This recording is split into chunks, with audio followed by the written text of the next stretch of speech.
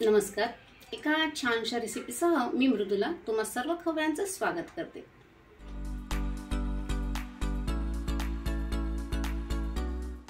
आजपासून आपण all season hit अशा स्नॅक रेसिपीज करणार आहोत. म्हणजे हिवाळा, उन्हाळा किंवा पावसाळा कुठलाही सीझन असो, काही ठराविक पदार्थ अगदी वर्षभर आपण खात असतो.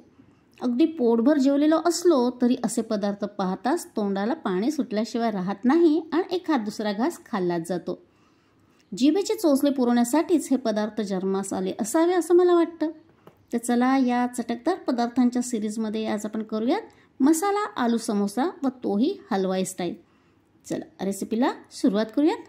सर्वप्रथम आपण समोसाचं कव्हर म्हणजे आवरणासाठी डो लावून घेणार आहोत. त्यासाठी 2 कप मैदा चाळून आपण या मिक्सिंग बोलमध्ये घेतलेला आहे. यामध्ये आपण हाफ टीस्पून मीठ घालतो. त्याचबरोबर घालतो हाफ टीस्पून ओवा. आपण तो जरासा हातावर चोळून घालूयात. त्याचबरोबर आपल्याला बेकिंग पावडर घालायचं. पण किती घालायचं तर अगदी पिंच, 1 चिमूट, ठीक आहे. जास्त घालायचं नाही आणि सोडा देखील वापरायचा नाही. आणि त्याचबरोबर आपण 2 टेबलस्पून तेलाचं मोहन घालतो. हे आपण तेल गरम नाही घेतलं, अगदी रूम टेम्परेचरचं असतं ना तसंच घेतलं आहे. आता हे सर्व साहित्य मिक्स करू आणि हे तेल मैद्याला छान चोळून घेऊयात. तेलाऐवजी तुम्ही 2 टेबलस्पून साजूक तुपाचं मोहन देखील घालू शकता. आणि आता गरजेनुसार आपण आपलं रूम टेम्परेचरचं पाणी वापरून टाईट असा डो लावून घेणार आहोत. एका वेळी थोडं थोडं पाणी घालायचं आणि मग घट्ट असा डो लावून घ्यायचा. हा मैदा भिजवून घ्यायचा आहे. बघा छान आपण तेल चोळून घेतलेलं आहे, म्हणजे मोहन लावून घेतलेलं आहे मैद्याला. आता आपण थोडं थोडं पाणी घालून हा डो लावून घेऊयात. हे बघा आपण टाईट असा डो लावून घेतलेला आहे. तर आता आपण याला झाकून ठेवूयात आणि अर्ध्या तासाची रेस्ट देऊयात, म्हणजे मैदा छान मुरेल. समोसाच्या कव्हरचं म्हणजे आवरणाचं पीठ मुरते तोवर आपण स्टफिंग तयार करून घेऊया. म्हणजे आलू मसाला करून घेणार आहोत. आणि त्यासाठी मी कढई चढवली आहे आणि 1 टेबलस्पून तेल गरम व्हायला ठेवलंय. तेल गरम झाले. यामध्ये आपण हाफ टीस्पून बडीशेपाची फोडणी करतोय. समोशांमध्ये ही बडीशेपांची फोडणी म्हणजे खूप सुरेख लागते. तुम्ही एकदा करून बघा. बघा बडीशेप छान तडतडली आहे. रंग बदलला आहे तिचा. त्यावर आपण छोटासा कांदा तो बारीक कापून घेतलाय तो घालूयात. तुम्हाला हवं तर तुम्ही कांदा अवॉइड करू शकता, पण घालायचा झाला तरी चालेल. पण कांदा परतून घेऊयात. आपल्याला हे जे सारण करायचं आहे ना म्हणजे स्टफिंग, ते छान परतून घ्यायचं आहे बरं का. त्याच्यामध्ये मॉइश्चर अजिबात राहता कामा नये. म्हणजे काय होतं, छान परतून घेतलं तर समोसा खूप वेळ छान असा कुरकुरीत राहतो. नसता तो थोडं जर मॉइश्चर राहिलं सारणामध्ये तर तो मऊ पडतो. म्हणून आपण हे सर्व छान परतून घेणार आहोत. आता कांद्याबरोबरच आपण 2 हिरव्या मिरच्या बारीक कापून घेतल्या त्या घालतो. 5-6 कढीपत्त्याची पानं ती मी बारीक कापून घेतली होती ती घालते. आता अख्खी पानं घातली की काय होतं, खाताना काढून टाकली जातात, बरोबर ना. म्हणून आपण कढीपत्ता जरा बारीक कापून घातलाय म्हणजे तो आपोआप खाल्ला जातो. आणि कढीपत्त्याने या सारणाला अशी छान चव येते, सुगंध येतो मस्त. आता आपण कांद्याचा रंग बदलेपर्यंत परतून घेणार आहोत मीडियम फ्लेमवरती. बरे काही जण समोशांमध्ये, म्हणजे मी खास सुरतला असं पाहिलं की समोशांमध्ये भरपूर शेंगादाणे, काजू, बेदाणे घातलेले असतात. तुम्हाला आवडत असतील तर तुम्ही घालू शकता, पण समोशात मला काही असं विशेष आवडत नाही शेंगादाणे किंवा काजू वगैरे घातलेले, त्यामुळे मी अवॉइड केलेले आहे. बरं त्याचबरोबर आता सध्या मटारचा सीझन आहे तर मटार थोडेसे वाफवून तुम्ही घालू शकता. आणि फ्रोझन मटार जर वापरणार असो तर मग कांद्याबरोबर ते थोडेसे परतून घ्या. ते काही फार शिजवायची गरज नाही. मग कांद्याचा रंग बदलतोय बरं का. आपल्याला काही फार असे लालबुंद करायचं नाहीये. कांदा सॉफ्ट झाला पाहिजे त्यातील थोडंसं मॉइश्चर कमी झालं पाहिजे, कारण आपण सारण पुढे परतणार आहोत तर तेव्हा कांदा अजून परतला जाईल. ओके नाही. आता आपण थोडीशी फ्लेम कमी करूयात गॅसची. यामध्ये आपण घालूयात कसुरी मेथी. आता आपण हलवाई स्टाईल करतोय तर हलवाई लोक आवर्जून कसुरी मेथीचा वापर करतात. तुमच्या घरी उपलब्ध असेल तर तुम्ही नक्की घाला. आणि आता गॅसची फ्लेम अगदी लो केलेली. आपण यावर काही स्पायसेस घालतो आहोत. हे आपले रेग्युलर जे मसाले असतात ना तेच घालतोय आपण. हळद 1/4 टीस्पून, 1/2 टीस्पून आपण लाल मिरची पावडर घालतोय, म्हणजे तिखट पावडर. त्यानंतर आपण धना पावडर घालतोय 1/2 टीस्पून. तुम्हाला लक्षात येईल, धना पावडर ना जरा मी जाडसर अशी कुटून केलेली आहे, छान लागते. तुम्ही एकदा ट्राय करा. फाईन पावडरपेक्षा जरा अशी रवाळ धना पावडर घातली ना ही वेगळीच भारी चव लागते बरं का. आणि आपला गरम मसाला पावडर. त्यानंतर आपण यामध्ये घालतो आहोत चाट मसाला 1/2 टीस्पून आणि 1/2 टीस्पून आपण घातले आमचूर पावडर. सारण जेवढं चटाकेदार ना तेवढा समोसा खायला अगदी भारी लागतो. आणि आपण तेल देखील खूप कमी वापरलंय हे स्टफिंग परतण्यासाठी. असं आपण काही सेकंद परतून घेतलं. आणि यामध्ये आता आपण बटाटा घालणार आहोत. मी मीडियम आकारचे 3 बटाटे घेतले आणि ते उकळून गार करून घेतले. आणि आपण फोडी न करता घालणार, आपल्याला अगदी स्मॅश नाही करायचं. तर असं बघा हाताने रँडमली असा कुस करून घालायचा आहे बरं का आपल्याला बटाटा. बटाटे वडा असो किंवा समोसा, तुम्ही बटाटा असा घाला. अगदी पेस्ट झालेला किंवा ग्रेट केलेला तसा नका घालू. कसं ना प्रत्येकाची आपल्या घरी करायची पद्धत असते, पण माझ्या पद्धतीने एकदा ट्राय करा, नक्कीच आवडेल तुम्हाला.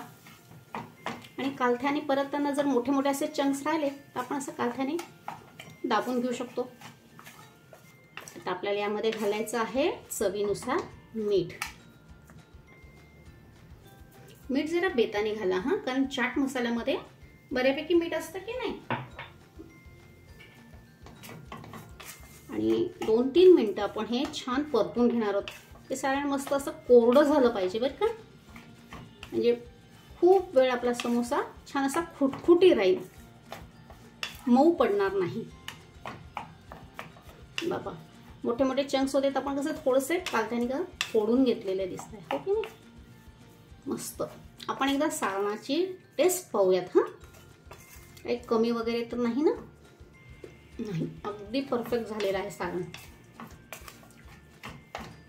बघा मस्त परतलं गेलंय आणि छान ड्राय पण झालंय. निससेल तुम्हाला, म्हणूनच तुम्हाला म्हटलं ना मी की परतताना तेलाचा वापर कमी करा म्हणून.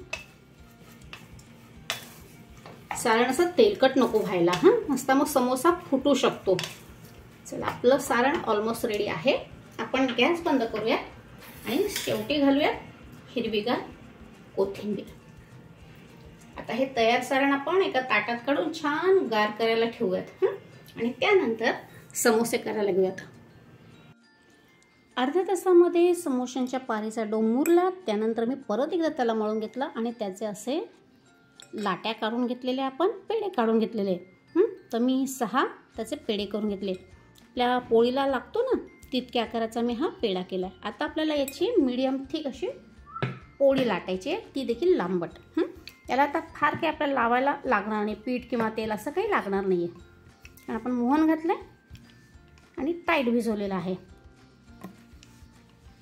तर आपल्याला फार पातळ नाही फार थिक नाही, अशी लांबट पोळी लाटायची आहे बरं का. हे बघा अशा पद्धतीने. ठीक आहे. बरं आपलं हे सारण बघा आपण गार करून घेतलेलं आहे आणि त्याचबरोबर आपल्याला एका छोट्याशा बोलमध्ये आपण पाणी देखील घेतलेलं आहे. आता हे बघा तुम्ही जाडी पाहून घ्या, फार पातळ नाही आहे आणि फार जाड नाही आहे. आणि या लाटलेल्या पोळीचे आपण 2 पीस करून घेणार आहोत. म्हणजे एक पोळी लाटली की आपले 2 समोसे तयार होणार. आता तुम्ही फोल्ड पाहून घ्या. एक पोर्शन आपण असा उचलायचा आणि आपल्याला हा अशा पद्धतीने एकावर एक असा चिटकून घ्यायचा आहे. बरं तो उलगडू नये म्हणून काय करायचं, आपल्याला पाणी लावून घ्यायचं आहे. हे बघा गोल बाजू आपल्या बाजूला ठेवली आणि मध्ये कट केलेली बाजू आपण अशी ठेवली आणि इथं पाणी लावून घेतलेलं आहे. आणि असं आपण फोल्ड करायचा आणि हा भाग या बाजूवर चिटकवायचा आणि नंतर असं मध्ये बोट ठेवायचं आपल्याला या समोश्यामध्ये आणि हे व्यवस्थित चिटकवून घ्यायचं आहे बरं का आपल्याला, अशा पद्धतीने. आणि आता जी बाजू चिटकवली ती आपण आपल्या बाजूला घेतो बघा, ही अशी, आणि ही बाजू बाहेर केली. यामध्ये आता आपण स्टफिंग भरायचं आहे. अगदी काठोकाठ नाही भरायचं हां. हे बघा चमच्याने मी जरा दाबून घेते आणि आता आपल्याला याला थोडंसं पाणी लावून घ्यायचं आहे, तळताना उलगुडं नाही म्हणून आणि व्यवस्थित चिटकाव म्हणून. समोरची बाजू आहे त्याला एक अशी चिमटी काढायची, म्हणजे अशी प्लेट करून घ्यायची आहे. ठीक आहे, तुम्ही आधी करून घेतली तरी चालेल. आणि मग हे दोन पोर्शन आपण असे एकमेकांना चिटकवायचे आहेत, असे दाबून घ्यायचे आहेत. आलं तुमच्या लक्षात? व्यवस्थित दाबून घ्यायचं आहे म्हणजे हा समोसा असा उभा राहतो, अशा पद्धतीने. चला मी तुम्हाला परत एकदा दाखवते. हाफ राऊंडची बाजू आहे ती आपल्या हातात घेतली आणि समोर आपण इथे पाणी लावलेलं आहे. इथपर्यंत लावायची गरज नाही, अर्धा पोर्शन.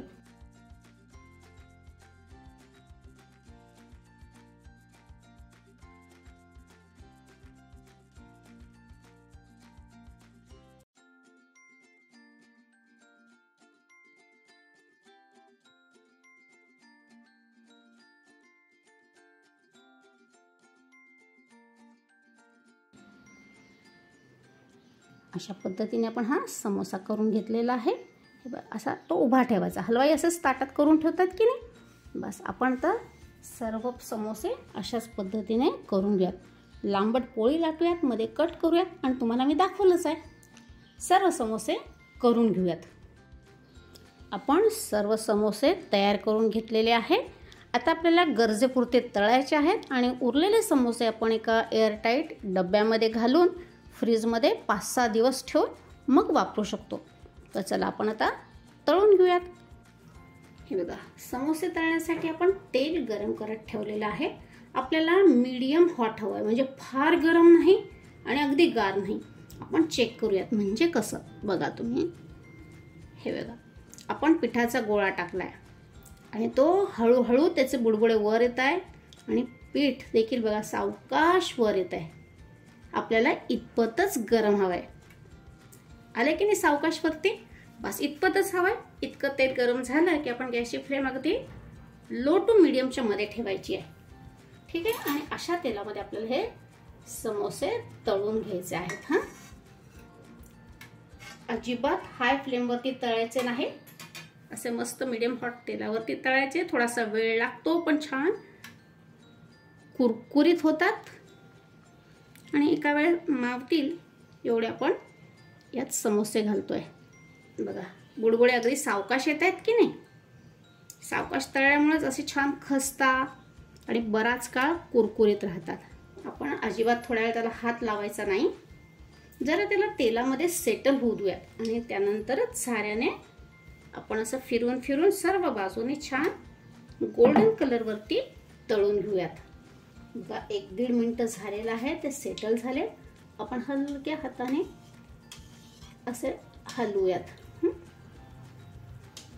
राईट, आणि आता छान खस्ता होतील, गोल्डन कलर येईल तोपर्यंत आपण तळणार आहोत.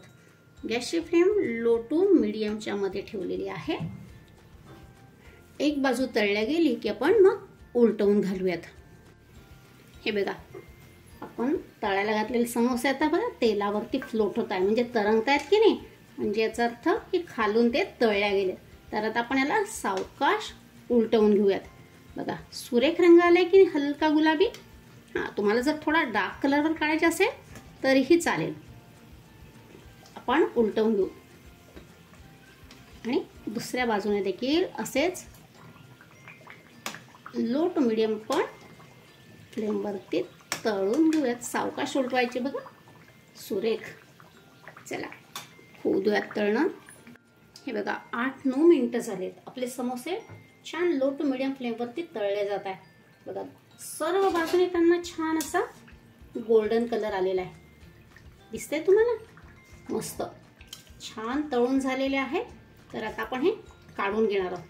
तुम्ही बघा सर्व बाजूने छान तळले गेलेत की नाही, मस्त.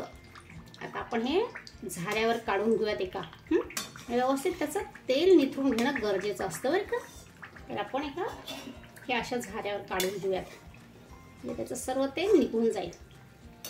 बघा तुम्हाला दिसत असेल कसले सुरेख झालेत ना. आपण असं थोड्या वेळ झाऱ्यात धरूयात, म्हणजे काय होईल त्यातील तेल निघून जाईल आणि व्यवस्थित मग आपण तेल निथरलं की ताटामध्ये काढून घेऊयात.